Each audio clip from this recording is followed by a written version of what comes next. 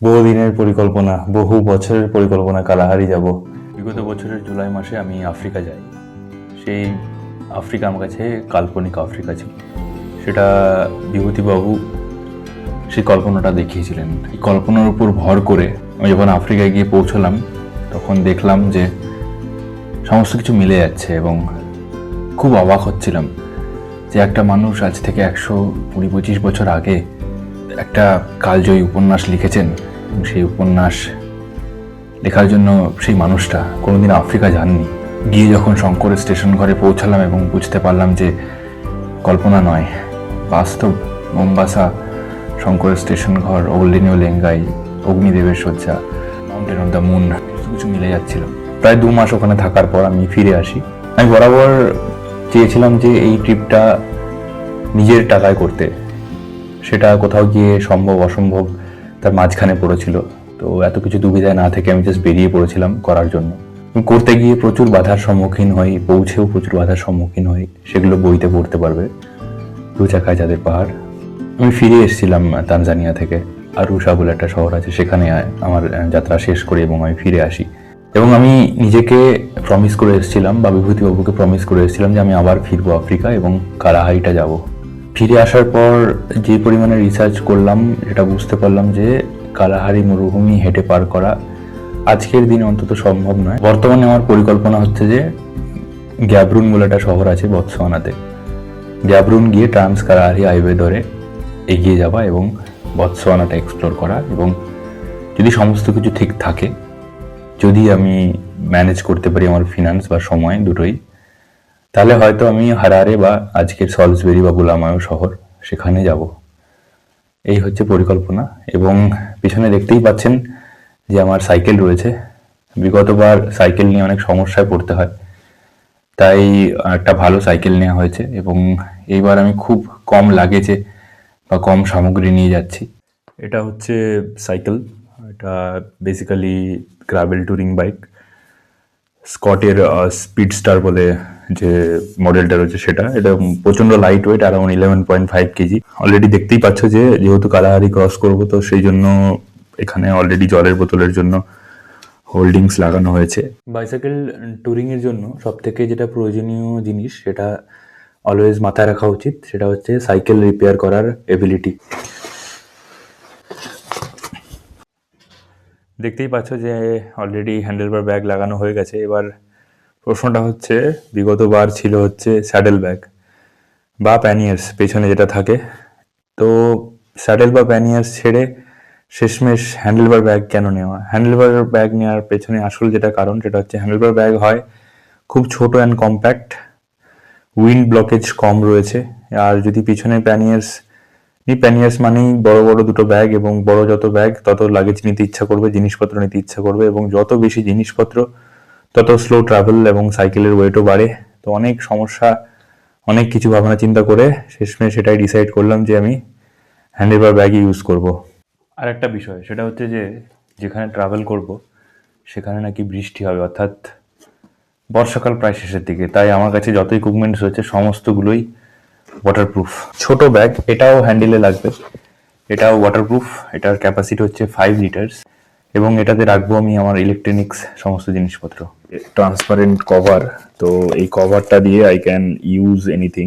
একটা foot pump, তাছাড়া আর একটা রয়েছে, এটাও একটা পাম্পার। দুটো পাম্পার আমি অলওয়েজ ক্যারি করি, কারণ ইউ নেভার নো, একটা পাম্পার যদি কোনোভাবে ফেল হয়ে যায় তো it will be really difficult to manage. And long এক্সপিডিশনে বড় পাম্পার ক্যারি করাও really difficult. Pedal remover, this is multi tool kit, tubes রয়েছে, নতুন পাংচার কিট থেকে শুরু করে আরও ছোট ছোট খুঁটিনাটি জিনিসপত্র যেগুলো সাইকেল ছাড়ার জন্য কাজে লাগতে পারে। স্ট্র্যাপস করে সাইকেলের যে কোনো জায়গায়। স্মল পাউচেস, এটা জলের জন্য, ইন কেস অফ এমার্জেন্সি এই দুটো পাউচ অলওয়েজ ব্যাগে রাখা থাকবে। যেগুলো প্রয়োজনীয় জিনিসপত্র সাইকেল খারাপ হলে বা সাইকেলের জন্য, সেটা চলে যাচ্ছে এই ব্যাগের ভিতর। এই যে এই স্ট্র্যাপসগুলো ইউজ করে এই ফ্রেম ব্যাগটাকে ফিট করে দেওয়া হয়েছে। আর একটা ব্যাগ, এটা সিটের পিছনে যাবে, এটাকে স্যাডেল ব্যাগ বলা হয় বেসিক্যালি। এই স্যাডেল ব্যাগের ভিতরে যাবে হচ্ছে টেন্ট, 4 ক্লাসের 2% টেন্ট। জাস্ট ইমাজিন করুন এই বড় জিনিসটা এই ব্যাগটার ভিতর যাবে। এনিহাও আমাকে ফিট করতেই হবে, বিকজ এই টেন্টটা নেওয়ার কোনো জায়গা নেই।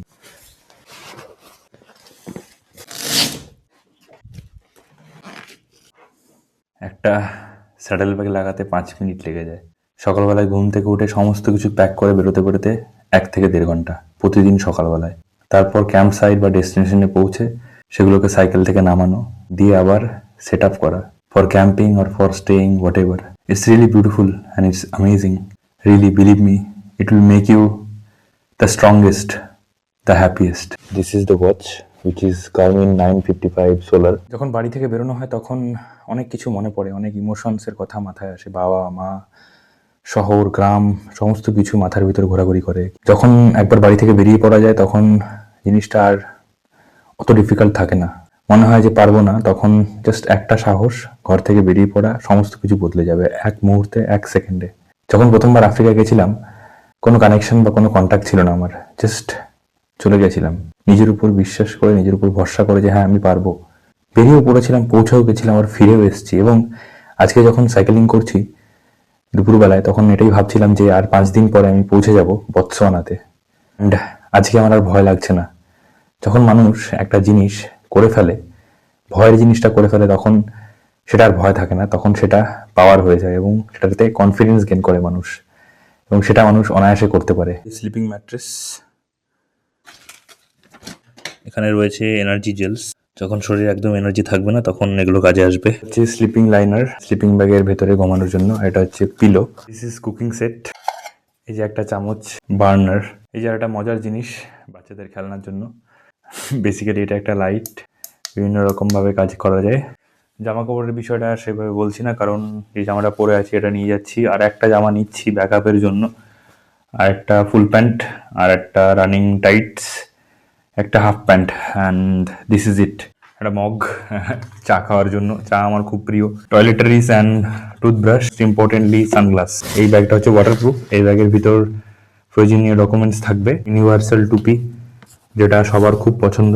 এত কিছু ঢোকানোর পরেও এখনো প্রায় 5 to 6 লিটার জায়গা রয়েছে, তো সেখানে খাবার যাবে। এবং আমি বলছিলাম যে এক্সট্রা জলের বোতল, তো এইখানে একটা, এখানে একটা, এবং এটা হচ্ছে এইখানে এবং এইখানে। তাছাড়া এখানে কিছু পকেটস রয়েছে। এই ব্যাগটা নিয়ে একদম মনেই হচ্ছে না যে পিছনে কোনো ওয়েট রয়েছে, which is also comfortable, really comfortable for me, and this is it. এই যে হেলমেট, লুক টেস্ট বলা যেতে পারে।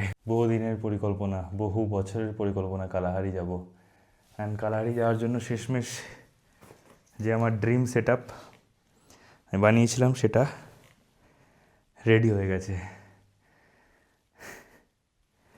সাইকেলটা কিছুটা এরকম, খুব বেশি ওয়েট নেই, ইট লুকস রিয়েলি গুড।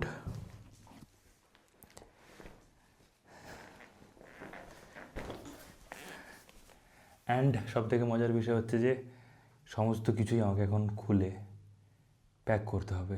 এটা জাস্ট আপনাদেরকে দেখানোর জন্য বানিয়েছি।